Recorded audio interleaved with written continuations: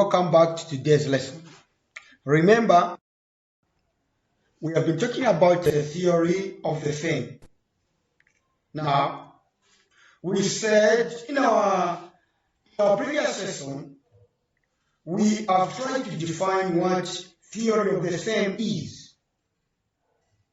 We said that the theory of the firm describes the purpose why the firm exists. The theory of the firm actually gives a description of the purpose why the firm exists. And we said that these purposes are expressed in theories, different theories. And these theories include the following. Number one, the neoclassical theory of the firm, which states that the main purpose of the firm is to maximize the current or short-term profit.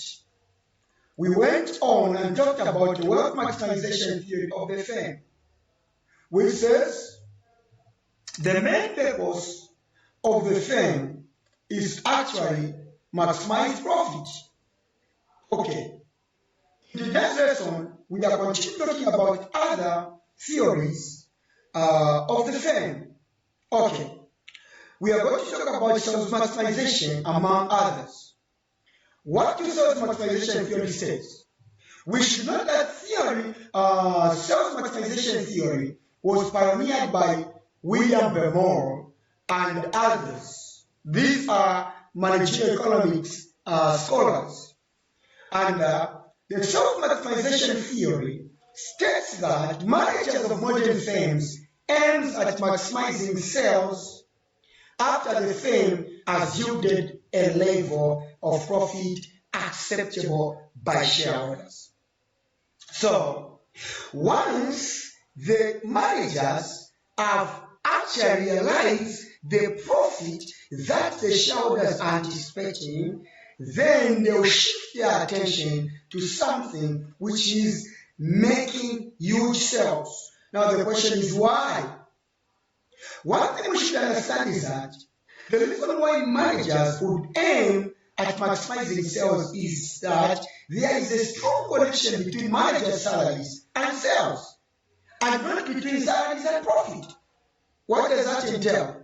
It entails that managers will not be paid if they do not sell. So, they should make sure that they sell so that working capital is available or money is available for them to get paid. That thing of the profit is not of their benefit, it is for the owners, the shareholders. Therefore, it is not of the crucial needs to them. Okay, let's talk about manager utility theory of the firm.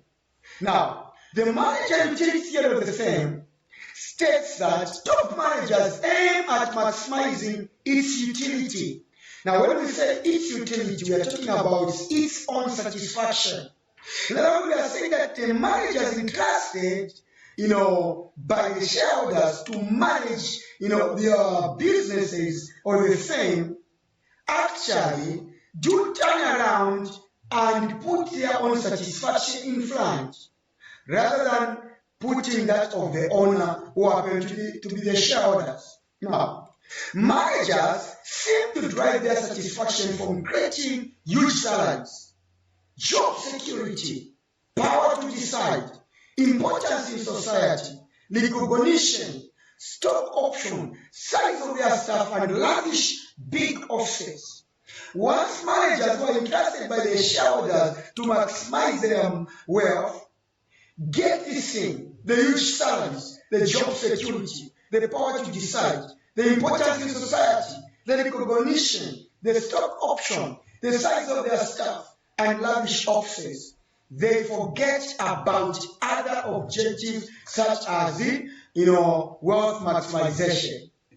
Now, what do you think will happen to such manager? You should understand that there is a conflict between the manager and the shareholder, and this conflict of where the manager wants to prioritize or to push his own agenda of maximizing utility, and the shareholder wants the wealth, his or her wealth that he or she has invested in the firm to be maximized, exist between the two is what we call principal-agent problem. Now, if there is a principal-agent problem, what do you think will be the outcomes? The agent, who happens to be the manager, aims at fulfilling their own satisfaction than that of the shareholder. So what will be the consequences? What will be the outcome? Now, the outcome will be that the shareholders, whose aim is to maximize the wealth of the firm, contrary to that of the manager, whose aim is to maximize utility, who replace that manager with another manager who actually try to promote their objectives and goals. So we are saying that managers who put their interests first are likely to be replaced by the owners of the company, the shareholders. How are they going to be replaced? Number one, they can be replaced by just firing them, or maybe if the owners sell the firm to new owners, the new owners would actually try to do away those incompetent managers and bring in those people that will promote their agenda of actually wealth maximizing. Okay, let's talk about another theory of the firm, which is the behavioral theory of the firm. Now, this theory states that managers cannot maximize profit, but can only aim at some satisfactory goals in terms of sales, profit, growth, and market share. Now, remember that the main objective of the owners of the company or the owner of the firm is to see that profit is maximized. Now, these managers do not have what it takes. They do not have the capacity to maximize their profit. But what do? They just perform some satisfactory goals, such as maybe ensure sales actually is maximized, profit is made, growth and market is actually dominated. There is a competitive advantage, but they do not have the capacity to actually maximize the profit of the shareholders. Now, this is because great complication of running the large modern corporations is involved in today's firms. It is not the fault of managers that are failing. It is because of the complication that is attached to the modern corporations.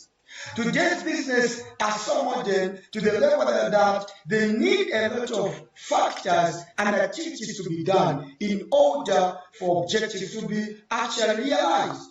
Now, since managers do not have that capacity, what happens? They fail.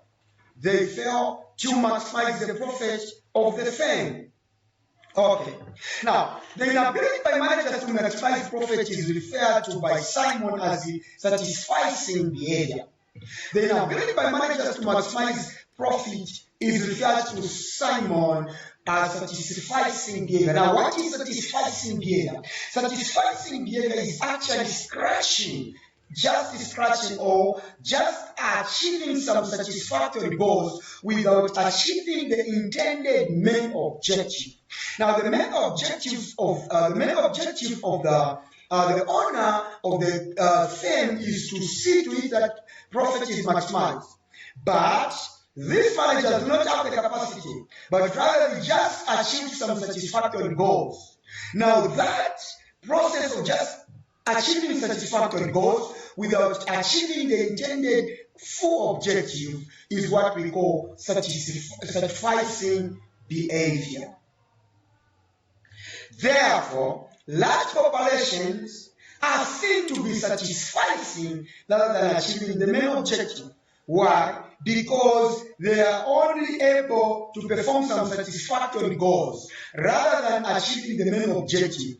And this makes them to be called satisficing corporations rather than actually achieving the main objective. That is about behavioral theory of the firm. Okay, let's